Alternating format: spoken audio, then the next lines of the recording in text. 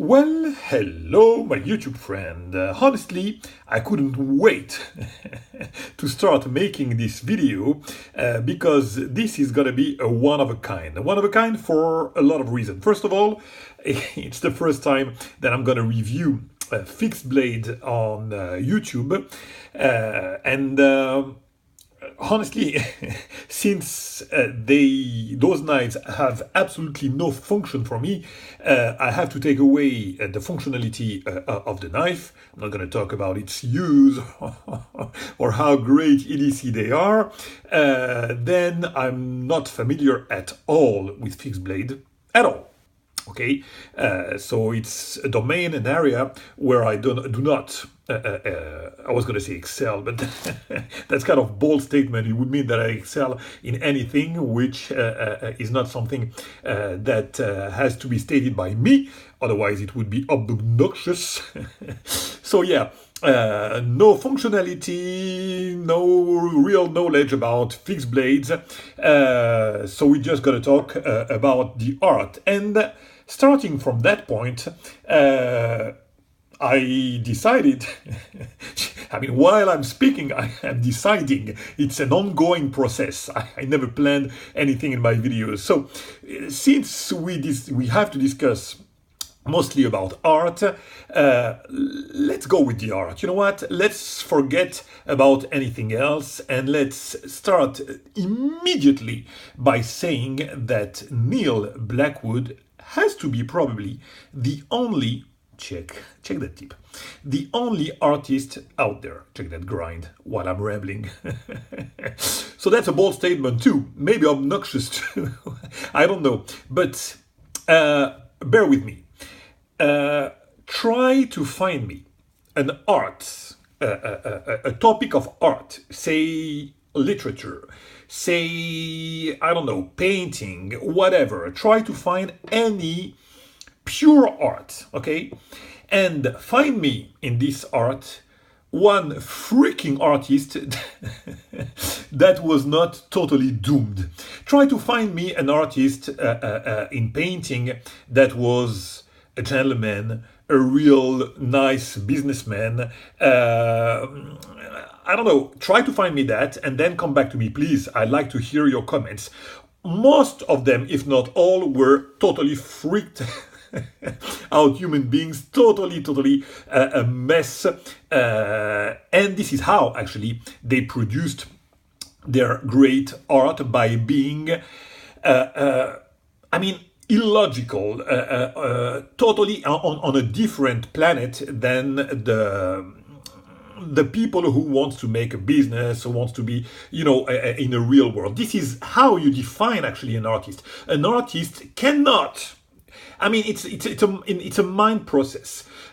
You cannot, you know, blend the mindset of an artist that if he wants to be an artist, I mean, he has to, I don't know, the best songs ever written were written when those guys were under the influence or illegal substances or whatever. This is where it was the best. I mean, check the best jazzmen. They were all in another planet. I mean, they were never in this lifetime you would find an artist that would be a businessman.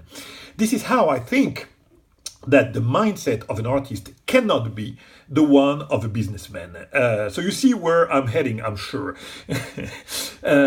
Why in the hell, if we need to speak about art in the knife world, should we have in consideration the fact that an artist has to be a great businessman or a great human being, for that matter? It doesn't bother us that the other painter or writer were awful human beings or awful businessmen. And actually, you sell your books, you sell your paintings for pretty much more dollars or euros or whatever currency you want to consider, more than what you would pay for knives. It's not because it's a business and that you buy knives that they have to be like only in the business world. I mean, if you buy a production knife, you expect the company to behave well. If you buy, you know what I'm saying, a bit tech, okay. But if you go to the custom world, you are now considering artists, and you expect them to bring you some art while being a great businessman. So basically, you can be a little bit of both, but you cannot be the best in both.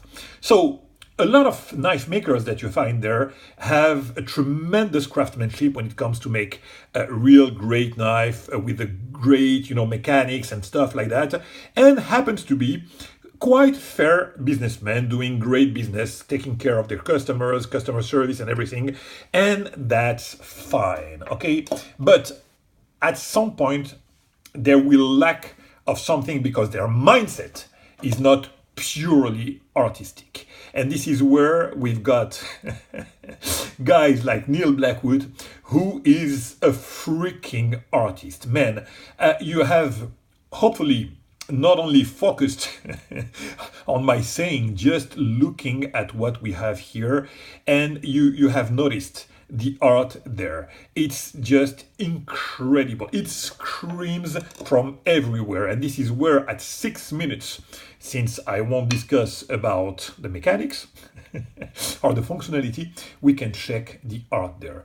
I mean, those are just pieces of metal, but they speak to me like nothing, just like in music. I don't know if you know about music or some music, but there is this guy in jazz called Thelonious Monk. If you don't know him, you should really check him. All those great musicians, they will make big phrases with their finger like that, be very melodic and very musical like that. And he is playing with his hand. It's a piano, okay? And he just dropped his hands like that, his fingers. You should really see how he plays and just see his hands. Really special, making some dissonant sounds like that. And every time he hits the touch of the piano, and something, for some people, including me, something is just breaking my heart with emotion. And it's just crazy. And this is how it's happening with Neil Blackwood. When I check the purity of his grind, regardless of the extreme skill, that it needs to make that full hollow like that, it's like, it goes with like one motion like that, coming from his curved line here to there. This takes a tremendous amount of skills to make it something even without any bump, especially here, because you would have to see how a maker has to work to make a grind like that. And this is just incredible. Now, this Tanto style, check that. I mean, it could be in a museum made by a Japanese freaking sword master. Check that tip, and it cuts like hell. This is like, just check that.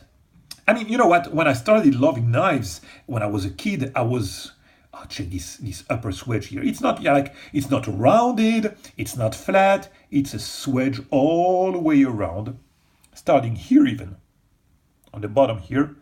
Here you don't see the handle, okay? But here going all the way around to the tip. Check that evenness. So yeah, when I started loving knives, basically I loved blades. Like blade is like the bigger part of the knife. And when you see a blade like that, you have to be sensitive to that. If not, I don't understand.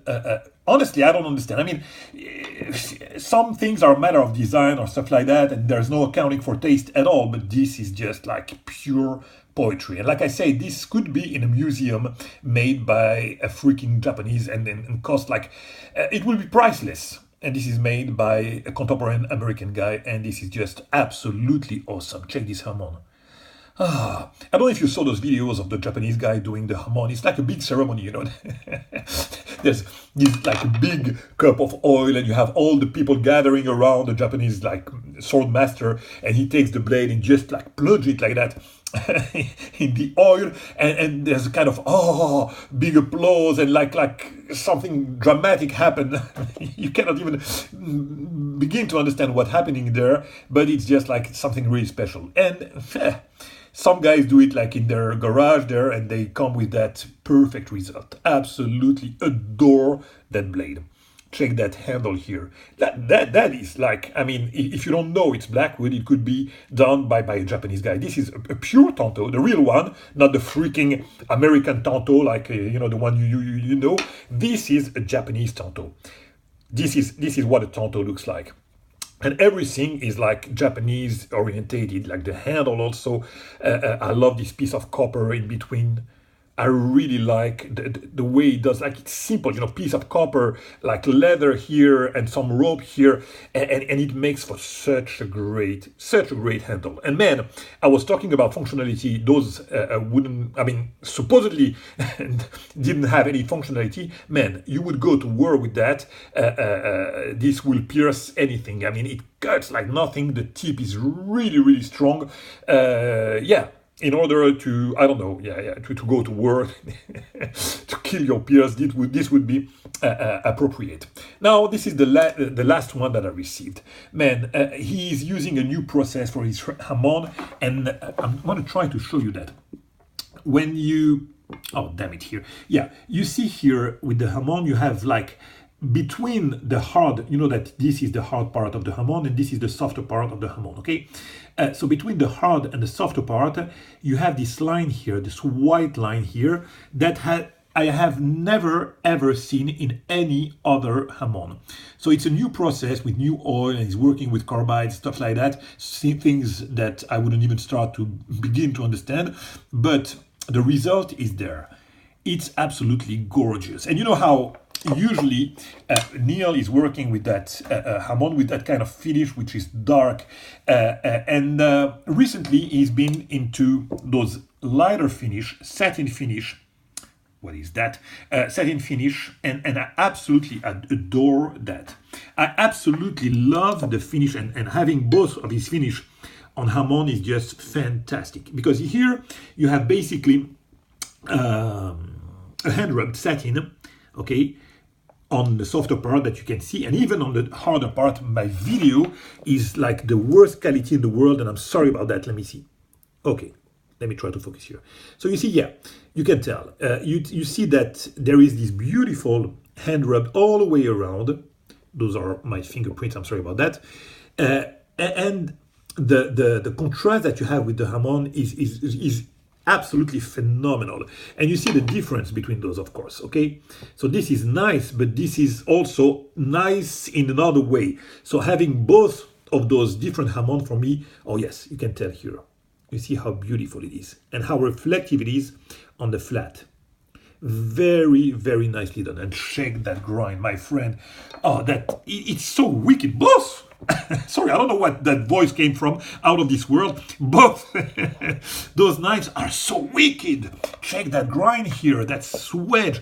Check that line. I was talking about the difficulty to do the first line, but this one is like one like that, but this one is even more complex because it has here it's a flat, okay? But here you have the line that goes here and up there, and you have this dramatic hollow on the swedge. So, and with the recurve here, that grind is just phenomenal. Now check this handle. I mean, the artistic idea inside. I mean, check how contoured it is. Check the contouring here. Absolutely phenomenal contouring, and it feels so well in the hand. And the choice of material is so great. You have here this thunderstorm Kevlar, which is basically lightning strike Kevlar, and look how clever it is. I mean, you have the copper wire inside of it, so that it's real. It's not the shitty one, you know. That's real copper wire in it. And he decided to drill 9 holes. Those are inserted like that. And he put it inside copper tubes. Check that. And the copper tubes, of course, is a reminiscence also of the copper wire there. How clever is that? How artistic. Check that line here of all those holes. How tedious it is to insert those things there. It's just insane. Oh man, we are hitting to the 15 minutes. I'm sorry about that. Check the blue spacer, the contouring. That knife feels so well in hand. I am absolutely sorry about the craziness of this video, but if anything, you can take it as thoughts on knives, artistry, or whatever, and not on a knife review per se. And with that being said, I will do the video about the water render Persian now. Catch you later, my friend. Bye bye.